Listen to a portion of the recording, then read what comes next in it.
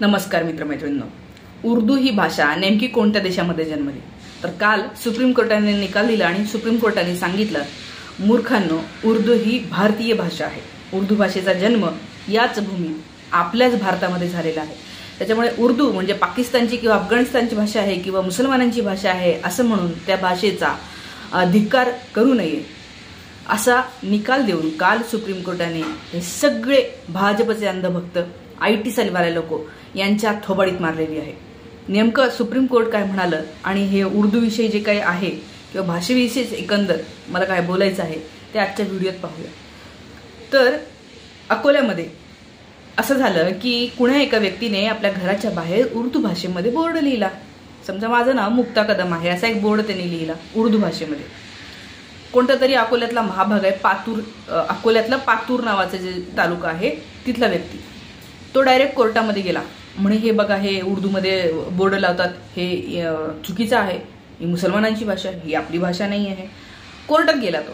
कोर्टामध्ये तिथे त्याला हायकोर्टाने छापलं. त्याच्यानंतर हायकोर्टातून तो मॅटर गेला सुप्रीम कोर्टामध्ये आणि सुप्रीम कोर्टाने काल जो निकाल दिला, मला असं वाटतं की या सगळ्यांचे डोळे उघडणार आहे. सुप्रीम कोर्ट म्हणतं उर्दू ही भाषा इथलीच आहे, या भाषेचा कुठल्या तरी धर्माला तुम्ही संबंध जोडणं हे चुकीचं आहे. आणि याचं कारण या उर्दू नावाच्या भाषेचा जो जन्म आहे तो आपल्या भारतामध्ये झालेला आहे. जो मध्य प्रदेशचा भाग आहे ना, त्या भागामध्ये 13व्या शतकामध्ये उर्दू भाषेचा जन्म झालेला आहे. आज मराठीमधले अनेक शब्द जसं की पेशवा आहे, दप्तर आहे, दरवाजा आहे, दुकान, बाजार, खुर्ची, जमीन, भाई, मुलाखत, दरम्यान, आमदार, हे सगळे शब्द उर्दू आहेत. जर का त्या भाषेचा धिक्कार करायचा असेल तर हे शब्द कुठून काढणार आपण? मग दरवाजा हा शब्दच नसेल तर यायचं कुठून आणि जायचं कुठे?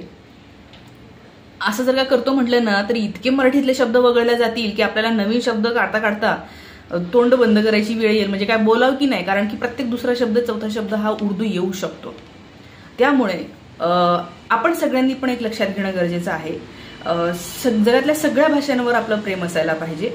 अर्थात आपली जी मातृभाषा आहे ज्याच्यातनं आपण बोलायला शिकलो तिच्यावर सगळ्यात जास्त प्रेम असेल, पण दुसऱ्या कुठल्याही भाषेचा द्वेष कुणीही करू नये. म्हणजे येस, मुंबईमध्ये हिंदी थोपवणं याच्या विरोधात मी व्हिडिओ करते, याचा अर्थ मला हिंदीविषयी द्वेष आहे का? बिलकुल नाही. माझ्या भारतीय लोकांची ती भाषा आहे, त्याच्यामुळे मला ती भाषा आवडते. परंतु तुम्ही आमच्यावर ती भाषा थोपवणं, तुला ही आलीच पाहिजे, ती आलीच पाहिजे असं करणं हे चुकीचं आहे. त्यामुळे हे जे लोक आहेत की काही असे येडे अंधभक्त आहेत, त्यांना असं वाटतं की उर्दू ही मुसलमानांची भाषा आहे आणि हिंदी ही हिंदूंची भाषा आहे. का हो बाबा, महाराष्ट्रामध्ये मराठी बोलणारे हिंदू यांची भाषा कोणती आहे? मराठी आहे. ते हिंदू नाही आहेत का?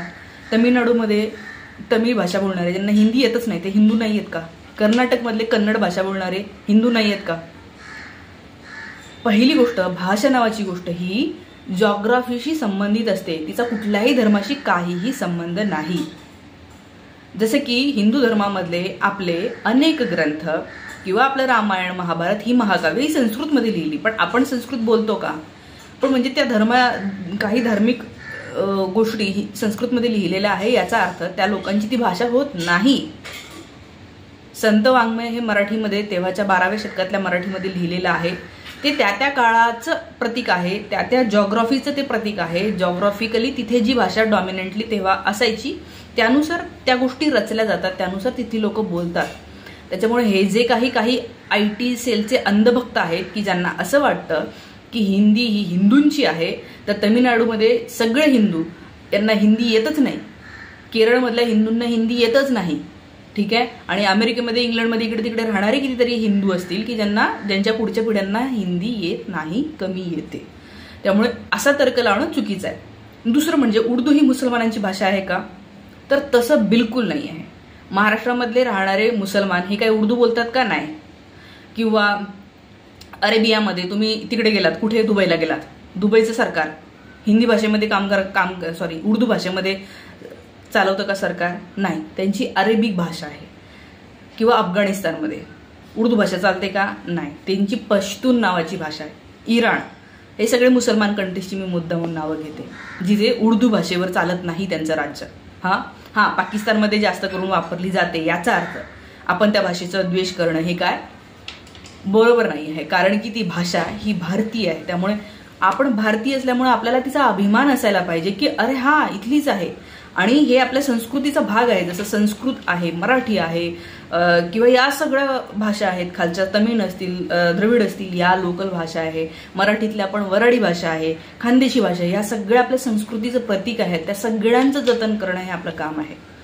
आज लोकसत्ताला खूप छान अग्रलेख आलेला आहे, त्याच्यामध्ये त्यांनी अनेक हे दिलेलं आहे आणि ते असं म्हणतात की मग आपले गुलजार जे उर्दू आणि हिंदीमध्ये शायऱ्या लिहितात त्यांच्या उर्दू शायरींचं काय करायचं.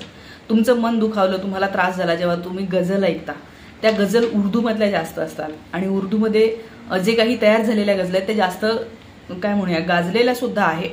अर्थात त्याच्यामध्ये उर्दूतल्या गाजतात, हिंदीतल्या गाजतात असं काही नाही आहे, परंतु अनेक दुखऱ्या मनाला फुंकर घालण्याचं काम उर्दूमधल्या अनेक शायरांनी केलेलं आहे, गझलांनी केलेलं आहे. किंवा तुम्हाला हे माहिती असेल की आज जाने की जिद ना करो हे जे गाणं आहे, अबिदा परवीनचं जे गाणं आहे, वो जो हम में तुम में करार था, ह्या गाण्यांचं काय करायचं आणि ह्यांचं काय करायचं मग.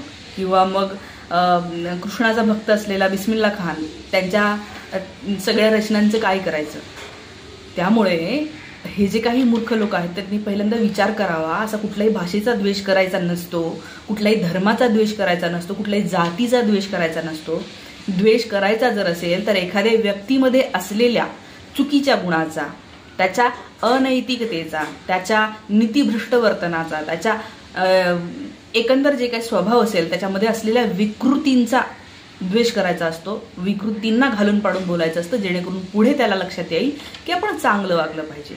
पण कधीही कुठल्याही धर्माला, कुठल्याही जातीला, कुठल्याही भाषेला अशा प्रकारे हीन लेखणं हे आपल्याला संस्कृतीचा सेन्स नाही आहे, आपल्याला वाचन कमी आहे, आपल्याला अभ्यास कमी आहे हेच दर्शवतं. त्यामुळे इथून पुढे जेव्हा तुम्हाला असं वाटेल ना की ही भाषा भारी ती भाषा कमी, तर याचा अर्थ तुम्ही असंस्कृत आहात. त्यामुळे आता लक्षात घ्या, तुम्हाला आपण सुसंस्कृत आहोत असं जगायचं आहे की असं इकडे खाली जायचं आहे. आपला जो काय आहे तो दिवसेंदिवस आपली प्रगती व्हायला पाहिजे. कोर्टाला सुद्धा अशा याच्यात पडायचं काम नाही पडलं पाहिजे. पण ही सुरुवात महाराष्ट्रातून झाली, याचं मला सगळ्यात जास्त वाईट वाटतं की महाराष्ट्रातल्या अकोल्यातल्या त्या पातूरमधला एक माणूस जो स्वतःला माहित नाही काय समजतो, आता सर्वोच्च न्यायालयच म्हणतं की अरे बाबा इथलंच आहे ते. त्यामुळे इतके खटाटोप करण्यापेक्षा थोडे 4 पुस्तकं वाचले असते, गुगल केलं असतं, माहिती घेतली असती, तर मला असं वाटतं की इतकी नाचक्की झाली नसती. कारण सुप्रीम कोर्टाने आज जे दिलं ते महाराष्ट्रीयन म्हणून मला असं वाटतं की माझ्या महाराष्ट्रामध्ये असं कोण कसं काय होऊ शकतं की जो इथंच जन्मलेला, आपल्याच भारतामध्ये जन्मलेल्या एखाद्या भाषेचा असा द्वेष करतो आणि पाठी नका लावू म्हणतो. उद्या एखाद्याने संस्कृत भाषेमध्ये पाठी लावली, त्याला कोणी म्हणतं का काही? नाही म्हणत ना, कारण ही इथल्या सगळ्या भाषा आहे. इव्हन मी तर म्हणते की कुठल्याही भाषेमध्ये इंग्लिशमध्ये एवढे बोर्ड्स आहेत, मग ती भाषा इथली आहे का? नाही आहे. पण over the period of time जसा काळ पुढे गेला आणि ती वेळ आली तसंच झालेलं आहे. आज मग तसं म्हणलं तर ते ख्रिश्चन, काही लोकांना असं वाटतं ना की ख्रिश्चन धर्माची इंग्लिश ही भाषा आहे. असं बिलकुल नाही आहे. युरोपमध्ये 27 देश आहे. जर का इंग्लिश ही ख्रिश्चनांची भाषा असती तर आज 27 देश इंग्लिश बोलले असते, पण तसं नाही आहे. जर्मनीमधल्या कितीतरी लोकांना इंग्लिश येत नाही, पोलंडमधल्या देशांना इंग्लिश येत नाही भाषा लोकांना. तर तिथे सुद्धा 27 जे वेगवेगळे राष्ट्र आहेत त्यांच्या वेगवेगळ्या भाषा आहेत, त्यांचा कारभार वेगवेगळ्या भाषांमधनं चालतो. त्यामुळे तुम्ही जेव्हा असं म्हणता एखादी भाषा ही एखाद्या धर्माची किंवा जातीची असं लादता, तेव्हा असं लादायच्या आधी विचार करा. गावठी भाषा बोलणारे हे क्षुद्र जातीतले असतील किंवा कमी छोट्या जातीतले असतील असे जर तुमच्या डोक्यात असेल, त्याच्यातून पण बाहेर या. भाषेचा आणि तुमच्या जन्माचा, धर्माचा याचा काहीही संबंध नाही. आज सुप्रीम कोर्टाच्या याच्यातनं मला हेच सांगायचं होतं. आज लोकसत्ताला छान अग्रलेख आलेला आहे. त्यात ते हेच म्हणतात की हिंदी आणि उर्दूमध्ये फरक इतकाच आहे की वो ख्वाब देखते हैं और हम सपने देखते हैं. पाहतो आपण एकच, शब्द फक्त वेगळे आहेत. तर हे असं. तुम्हाला या सगळ्यांबद्दल काय वाटतं कमेंट करून मला नक्की सांगा. थांबते. थँक्यू.